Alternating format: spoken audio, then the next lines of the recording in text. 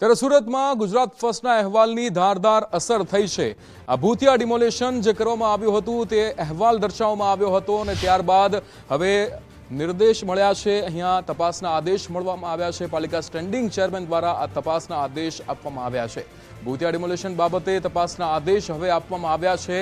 અહીંયા પાલિકા standing committee chairman રાજન પટેલે નિવેદન આપ્યું છે। તપાસના આદેશને લઈને આ નિવેદન આપવામાં આવ્યું છે। અમે લાઈન દોરી માટે ગયા હતા, ડિમોલેશન કર્યું જ નથી તેવું અહીંયા નિવેદન આપવામાં આવ્યું છે।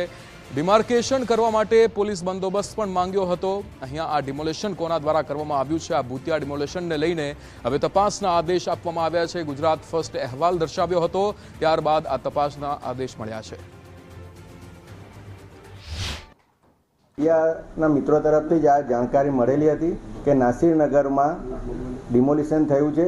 મેં પ્રાથમિક તપાસ કરાવી છે તો એવું જાણવા મળ્યું છે કે લગભગ 1980માં લાઈન દોરી કોર્પોરેશન દ્વારા મૂકવામાં આવી હતી અને કોર્પોરેશને ડિમાર્કેશન માટે પોલીસમાં બંદોબસ્ત માગેલો હતો। તો ડિમોલિશન કઈ રીતે થયું આખું?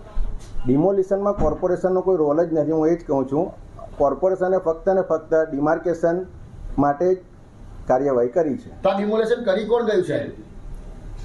હવે એ તો તપાસનો વિષય છે અને મ્યુનિસિપલ કમિશનર શ્રીને મેં આ બાબતે સૂચના આપી છે કે આ ડિમોલિશન કઈ રીતે થયું તેનો વિગતવાર રિપોર્ટ મને આપવામાં આવે। કેટલી ગંભીર બાબત કે પોલીસ ફરિયાદ થશે આમાં? હું તમને એ જ કહું છું કે અમે તપાસનો ઓર્ડર આપી દીધો છે। સર, પાલિકાના નામે 100 મકાન તૂટી ગયા, પોલીસ બંદોબસ્ત સેન્ટ્રલ ઝોને માગેલો હતો, એ જ ટાઈમે બીજા લોકો આવીને કરી ગયા હતા। હું એમ જ કહું છું, અમે ફક્ત ને ફક્ત ડિમાર્કેશન કરવા માટે પોલીસ બંદોબસ્ત માગેલો હતો।